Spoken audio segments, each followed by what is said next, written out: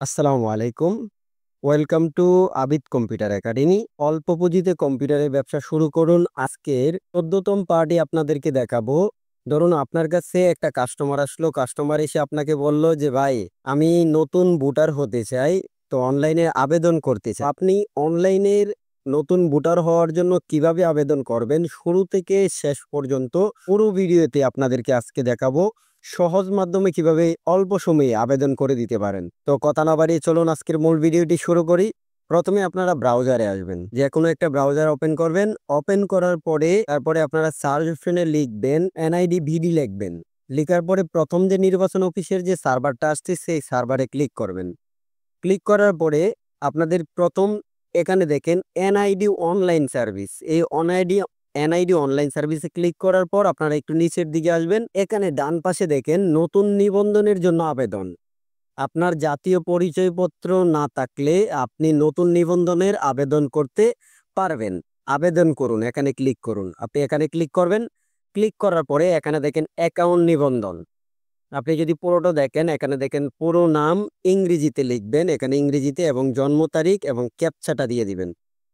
তারপরে এখানে দেখেন আপনার জাতীয় পরিচয়পত্র না থাকলে তাহলে কয়েকটি ধাপ প্রক্রিয়া অনুসরণ করে নতুন ভোটার হতে পারবেন। এরপর আপনি আপনার লগ ইন করতে পারবেন। বিস্তারিত জানতে এখানে ক্লিক করুন। আপনারা যারা না জানেন আপনি একটু জেনে নেবেন। এখানে দেখেন বিস্তারিত জানতে এখানে ক্লিক করুন। নতুন ভোটার হিসাবে নিবন্ধন প্রক্রিয়াতে আপনাদেরকে স্বাগতম। ভূমিকা এখানে দেখেন অনলাইন প্রক্রিয়ার মাধ্যমে আপনি যদি সঠিকভাবে ভোটার রেজিস্ট্রেশন ফর্ম পূরণ করতে পারবেন। আপনি ইতিমধ্যে ভোটার হয়ে থাকলে পুনরায় আবেদন করার প্রয়োজন নেই। নিবন্ধিত ব্যক্তি পুনরায় আবেদন করলে সেটি দণ্ডনীয় অপরাধ। নতুন 18 বছর বয়সের অধিক প্রবাসী বা বাদ পড়ার ভোটারগণ এই প্রক্রিয়ার মাধ্যমে নিবন্ধন করতে পারবেন। বিস্তারিত জানার জন্য এখানে ক্লিক করুন। আপনি যদি এখানে ক্লিক করেন অথবা যদি নিচের ধাপসমূহ দেখেন ধাপে ধাপে সকল তথ্য সঠিকভাবে পূরণ করতে হবে। নিজের পূর্ণ নাম ছাড়া সকল তথ্য বাংলা এবং ইউনিকোড ব্যবহার করব। ইউনিকোডটা আমরা কিভাবে ব্যবহার করব? ইউনিকোডটা ব্যবহার করার জন্য আমাদের এই যে এখানে দেখেন এই আইকনে ক্লিক করার পরে আমাদের বিজয় কিবোর্ডটা নিয়ে আসবো। উপরে বিজয় কিবোর্ডটা আসার পরে আমরা এখানে ক্লিক করব। ক্লিক করার পরে দেখেন এখানে ইউনিকোড। আমরা যদি ইউনিকোডে ক্লিক করি আমরা কিন্তু ইউনিকোড বাংলা লেখাটা চলে আসবে। এরপর আপনাদেরকে দেখাতে বিস্তারিত এখানে দেখেন প্রত্যেকটা প্রশ্ন আছে। আমি যথাযথ সময়ে ভোটার হিসাবে রেজিস্ট্রেশন করতে পারিনি।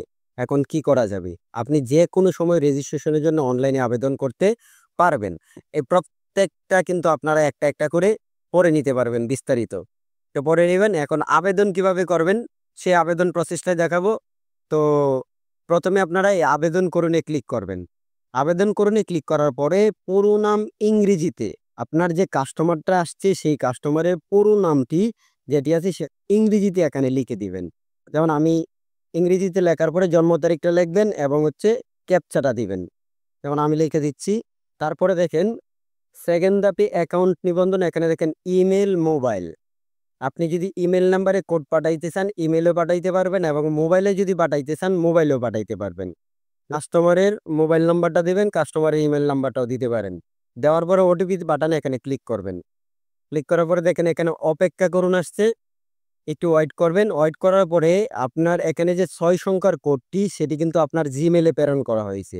আপনি যদি নিয়ে এখানে পেস্ট করে দিবেন। পেস্ট করে পরবর্তীতে ক্লিক করবেন। ক্লিক করার পরে দেখেন এখানে ইউজার নেম, পাসওয়ার্ড, পুনরায় পাসওয়ার্ড লিখুন। আপনি একটি ইউজার নেম দিবেন। যেমন যার অ্যাপ্লিকেশন করতেছেন তার একটা ইউজার নেম দিয়ে দিবেন। ইউজার নেম নামটা লিখে কিছু সংখ্যাও দিয়ে দিবেন শেষে। ইউজার নেমের ক্ষেত্রে যদি আপনি সংখ্যা না দেন তাহলে কিন্তু কারণ হচ্ছে 1 নাম 2 নাম এভাবে একই নামের ব্যক্তি কিন্তু অনেকজন হতে পারে। তারপর পরবর্তীতে ক্লিক করবেন। ক্লিক করে আপনারা এটা সেভ করে রাখবেন যাতে পরবর্তীতে আপনারা লগইন করে আপনারা ঢুকতে পারেন। পেজে আসার পরে আমরা দেখতে পাই এখানে দেখেন প্রোফাইল, পাসওয়ার্ড পরিবর্তন, অ্যাপয়েন্টমেন্ট। আপনারা প্রোফাইলে ক্লিক করবেন। প্রোফাইলে ক্লিক করার পরে এখানে দেখেন নাম, জন্ম তারিখ, পিতামাতার নাম এগুলা কিন্তু এখন আপনারা যেটা করবেন সেটা হচ্ছে আপনারা এডিট করুন এখানে ক্লিক করবেন। এডিট করুন এখানে ক্লিক করার পরে আপনারা এখানে দেখতে পারবেন যে নাম, জন্ম নিবন্ধন নম্বর, তারপর লিঙ্গ নির্বাচন করুন, এরপর রক্তের গ্রুপ, জাতীয়তা বাংলাদেশী, এগুলো অর্থ আপনারা দেখলেই বুঝতে পারবেন। পিতার নাম, অবশ্যই নামের ক্ষেত্রে আপনারা ইউনিকোড ব্যবহার করবেন। ইউনিকোডটা মূলত কি? আপনারা প্রথমে আমি দেখাইছি যে আপনার কিবোর্ডের এখানে দেখেন ইউনিকোড লেখা আছে। এখন আপনি এখানে পিতার নামটা লিখে দিবেন। যদি ইউনিকোড ব্যবহার করে পিতার নামটা লিখবেন। পিতার নামটা সেম ইংরেজিতে লিখে দিবেন। এনআইডি কার্ড দিলেও হবে, না দিলেও হবে, এটা কিন্তু অপশনাল। তারপর হচ্ছে এখানে দেখেন মাতার নাম, মাতার নাম, এরপর হচ্ছে মাতার নাম ইংরেজিতে, মাতার নাম, মাতার এনআইডি কার্ড, যদি এনআইডি কার্ড নাম্বারটাও দিলে দিতে পারবেন, না দিতে না দিতে পারবেন, এটাও কিন্তু অপশনাল। আপনি একটা জিনিস লক্ষ্য করবেন, এখানে দেখেন স্টার চিহ্ন আছে, যতগুলোতে স্টার চিহ্ন আছে সেটা কিন্তু আপনার দিতেই হবে। আপনি কাস্টমারকে জিজ্ঞাসা করবেন, ওনার যদি বিবাহিত হয়ে থাকে তাহলে বিবাহিত দিবেন, আর অবিবাহিত হয়ে থাকলে অবিবাহিত দিবেন। এখন যদি বিবাহিত হয় তাহলে কিন্তু স্বামীর নাম বা স্ত্রীর নাম এখানে উল্লেখ করে দিতে হবে। আপনি এই সবগুলো কমপ্লিট করার পরে, এখানে পরবর্তী অপশনে এই পরবর্তীতে ক্লিক করবেন। পরবর্তীতে ক্লিক করার পরে এখানে দেখেন দেখা যাচ্ছে শিক্ষাগত যোগ্যতা, পেশা, বা যদি মনে করেন যে এখানে দেখেন যদি কোনো প্রতিবন্ধী হয়ে থাকে বা কোনো কিছু হয়ে থাকে, আপনারা প্রতিবন্ধী সিলেক্ট করে দিতে পারবেন। 3 সার্টিফিকেট এগুলো আপনার লাগবে না। ধর্মটা নির্বাচন করে দিবেন। ধর্ম এখানে ধরুন ইসলাম হলে ইসলাম, হিন্দু হলে হিন্দু, খ্রিস্টান হলে খ্রিস্টান দিয়ে দিবেন। আর শিক্ষাগত যোগ্যতাটা আপনি কাস্টমারকে জিজ্ঞাসা করবেন ওনার শিক্ষাগত যোগ্যতাটা কি, সে অনুযায়ী এখানে শিক্ষাগত যোগ্যতাটা লিখে দিবেন। লিখে দেওয়ার পরে উনি পেশায় কি, উনি কি করে সেটা আপনি এখানে লিখে দিবেন। যদি স্টুডেন্ট হয়ে থাকে স্টুডেন্ট দিবেন, যদি বেকার হয়ে থাকে গৃহকর্মী, বাজার, এখানে দেখেন অনেক আছে, আপনারা যে কোনো একটা সিলেক্ট করে দিবেন। মানে ওনাকে জিজ্ঞাসা করবেন উনি কি, সেই অনুযায়ী এখানে একটা সিলেক্ট করে দিবেন। ধরুন আমি এখানে দিলাম গৃহিণী, দিয়ে দিলাম। দেওয়ার পরে আপনারা আবার উপরে যাবেন, এখানে দেখেন পরবর্তী লেখা আছে, এই পরবর্তীতে ক্লিক করবেন। পরবর্তীতে ক্লিক করার পরে এখানে দেখেন ঠিকানা, আপনার অবস্থানরত দেশের নাম, অবশ্যই এখানে বাংলাদেশ সিলেক্ট করে দিবেন। বাংলাদেশ সিলেক্ট করার পরে এখানে নিচের দিকে আসার পরে প্রথম যেটা দেখতে পারবেন ভোটার ঠিকানা। ভোটার ঠিকানা বর্তমান এবং স্থায়ী। এখন কথা হচ্ছে আপনি ভোটার কোন জায়গায় হতে চাচ্ছেন। আপনি যদি ভোটার নিজের সেম এলাকায়, যদি আপনার কাস্টমারটা মানে সেম এলাকার হয়ে থাকে, সে এলাকায় ভোটার হবে, তার স্থায়ী ঠিকানা ওই এলাকার, তাহলে বর্তমান ঠিকানা বা স্থায়ী ঠিকানা তো একই হয়। আর যদি দেশের বাড়ি এক জায়গায় কিংবা ঢাকা থাকে, কোনো এক জায়গায় থাকে, তো আপনি যে জায়গায় থাকে সে জায়গার ভোটার হতে চাই, তার ক্ষেত্রে কিন্তু বর্তমান ঠিকানা এবং স্থায়ী ঠিকানা ভিন্ন হতে পারে। একটা জিনিস মনে রাখবেন, বর্তমান ঠিকানা সেটা কিন্তু ভোটার আইডি কার্ডের পেছনে থাকবে, আর স্থায়ী ঠিকানা যেটা এটা কিন্তু হাইড করা থাকে। আপনি এখানে দিয়ে দিবেন বর্তমান ঠিকানায় ভোটার হতে চাই। তারপরে এখানে দেখেন বর্তমান ঠিকানা, এখানে প্রথমে বিভাগ সিলেক্ট করবেন। ধরুন বিভাগ যদি আমি সিলেক্ট করি, বিভাগ সিলেক্ট করলাম, এরপরে এখানে দেখেন জেলা আসছে, আপনি এখান থেকে একটি জেলা সিলেক্ট করে দিবেন। সিলেক্ট করে দেওয়ার পরে আপনি উপজেলাটা সিলেক্ট করবেন। উপজেলা সিলেক্ট করার পরে এখানে দেখেন RMO, এখানে যদি পৌরসভা হয়ে থাকে পৌরসভা দিবেন, পল্লী হয়ে থাকে পল্লী, শহর, অন্যান্য এলাকা, ক্যান্টনমেন্ট এবং সিটি কর্পোরেশন, আপনারা অবশ্যই এখানে পল্লী দিয়ে দিবেন। যদি পল্লী হয় তাহলে পল্লী দিবেন, মানে ইউনিয়ন পর্যায়ে যদি হয় তাহলে কিন্তু পল্লী। তো পল্লী দিলাম। তারপরে এখানে দেখেন ইউনিয়ন, ইউনিয়নের যে নামটা কি সেই ইউনিয়নের নামটা এখানে আপনারা দিয়ে দিবেন। তারপরে এখানে দেখেন মৌজা, মৌজা লেখার মধ্যে যদি আপনি এভাবে যদি নিচে না আসে এখানে অনন্যতে ক্লিক করবেন। তারপরে এখানে আপনি ইউনিকোড ব্যবহার করে এখানে ওনার গ্রামের নাম বা মৌজার নাম আপনি কিন্তু দিয়ে দিতে পারবেন। ধরুন আমি দিয়ে দিলাম এখানে মৌজার নাম বা মহল্লার নাম, গ্রামের নামটা এখানে লিখে দিবেন। ইউনিয়নের ওয়ার্ডটা কত, সেই ওয়ার্ড নাম্বারটি কিন্তু এখানে আপনারা লিখে দিবেন।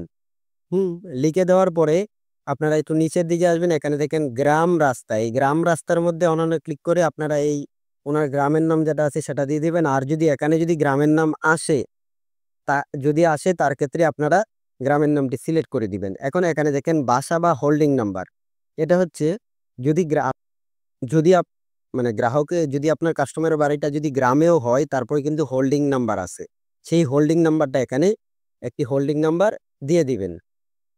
তারপরে এখানে দেখেন পোস্ট অফিস, ওনার পোস্ট অফিস কোন জায়গায় ওনাকে জিজ্ঞাসা করবেন, সেই পোস্ট অফিসটা এখানে সিলেক্ট করে পোস্ট অফিসটা দিয়ে দিবেন। আর পোস্ট কোডটা কিন্তু সেটা অটোমেটিকলি বসে যায়। এখন এখানে দেখেন ভোটার এরিয়া, ওনাকে জিজ্ঞাসা করবেন যে ওনার ভোটার এরিয়া কোন জায়গায়। উনি তো শিওর জানে যে ভোটার এরিয়া কোন। আপনি এখান থেকে যে কোনো একটি ভোটার এরিয়ার ওনার গ্রামের নামটা বা ভোটার এরিয়াটা সিলেক্ট করে দিবেন। সিলেক্ট করে যাওয়ার পরে এখন যদি বর্তমান ঠিকানা এবং স্থায়ী ঠিকানা একই হয় তাহলে একই দিবেন, আর যদি বর্তমান ঠিকানা এবং স্থায়ী ঠিকানা ভিন্ন হয়ে থাকে তাহলে কিন্তু ভিন্ন হয়। আমি যে কাস্টমারের অ্যাপ্লাইটা করতেছি, আবেদনটা করতেছি, ওনার বর্তমান এবং স্থায়ী ঠিকানা একই, এজন্য আমরা করব কি সেম ঠিকানাই এখানে দিয়ে দিব।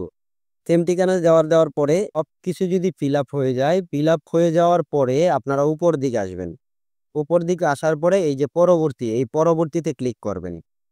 আপনারা একটু নিচের দিকে আসবেন, আসার পরে এখানে দেখেন ইডিট, তথ্য ইডিট, কাগজপত্রের প্রয়োজন নেই। আবেদনটি করার জন্য কোনো কাগজপত্রের প্রয়োজন নেই, মানে আপনার কোনো কাগজপত্রের দরকার নাই এই আবেদনটি করলো। আবার আপনারা করবেন নাকি এই পরবর্তীতে ক্লিক করবেন।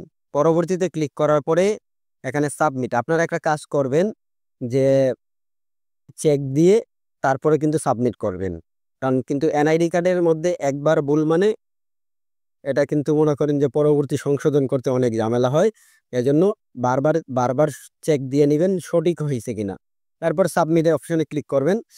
ক্লিক করার পরে দেখেন আপনার একটি অ্যাপ্লিকেশন পেন্ডিং এ রয়েছে। এখন এই যে ডাউনলোড আছে, এই ডাউনলোড অপশনে ক্লিক করবেন।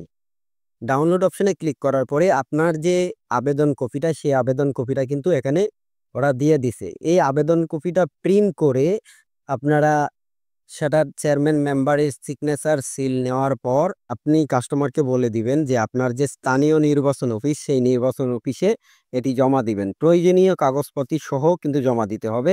আজকের টিউটোরিয়ালটি এই পর্যন্তই। যদি ভিডিওটি ভালো লেগে থাকে লাইক, কমেন্ট, শেয়ার করে দিবেন।